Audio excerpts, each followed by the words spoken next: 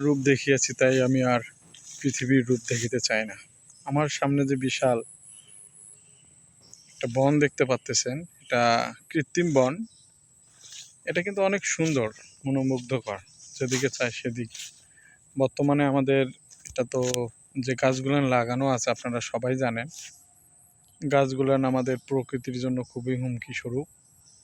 কে বা কাহারা একটা প্রাকৃতিক বনকে ধ্বংস করে সেখানে কৃত্রিমভাবে নিজের অর্থ উপার্জনের জন্য, নিজের আর্থিক লাভের জন্য এই গাছগুলো লাগাইছিল। ফলস্বরূপ জায়গাটা ফাঁকা পড়ে আছে, গাছ হচ্ছে বড়, কিন্তু এখানে যে একটা প্রাকৃতিক অন্যান্য গাছপালা যে জন্মিবে সেটা কিন্তু হয় না। এখানে বন সৃষ্টি অনেক গাছ হয়েছে। নিচে যে জঙ্গল হওয়ার কথা ছিল, অন্যান্য অভয়ারণ্য হওয়ার কথা ছিল, যে ছোট ছোট পাখি পশু পাখি বাস করবে, সেটা কিন্তু আমাদের এখানে হয় নাই। হ্যাঁ, পাশাপাশি দেখতে পাচ্ছেন আরও কিছু গাছ, যে গাছগুলো কিন্তু অনেক দীর্ঘদিন থেকে আছে। হ্যাঁ, অনেক সুন্দর গাছ। আসবেন, দেখবেন, দেখলে আপনার মন ভরে যাবে। গাছগুলো আমাদের অনেক আগের, অনেক সুন্দর গাছ। এই গাছগুলো সবচেয়ে সুন্দর একটা দিক হচ্ছে যখন এই গাছগুলোতে ফুল ফোটে। আপনারা দেখতে পাচ্ছেন, যখন গাছগুলোতে ফুল ফোটে তখন কিন্তু অনেক সুন্দর দেখা যায়, যা অত্যন্ত সুন্দর।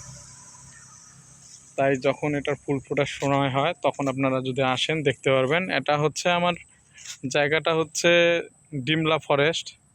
আপনারা যারা নীলফামারী জেলা সম্পর্কে জানেন বা এটা সম্পর্কে অবহিত আছেন তারা অবশ্যই জানবেন এটা একটা ডিমলা ফরেস্ট। এর হচ্ছে সবচেয়ে মজার বিষয় হচ্ছে এখানে একটা নদ প্রবাহিত আছে, যেটা জলধারা মোটামুটি বর্ষাকালে খুবই স্রোতস্বিনী থাকে। কিছুদিন আগে এখানে কিন্তু অনেক পানি ছিল। হ্যাঁ, অনেক পানি ছিল, পানিগুলো রাস্তা পর্যন্ত উঠেছিল। এই যে এখানে একটা নদী দেখতে পাচ্ছেন। আসলেই বাংলার রূপ দেখিয়াছি, তাই আমি আর পৃথিবীর রূপ দেখিতে চাই না। এখানে একটা তাঁবু আছে,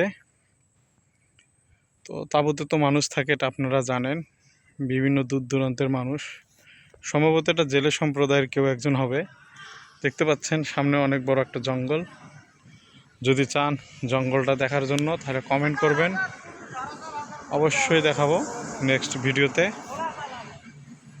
ততক্ষণ আমার সাথেই থাকবেন আর দেখতে থাকবেন বাংলার প্রকৃতি, আনাচে কানাচে সৌন্দর্য।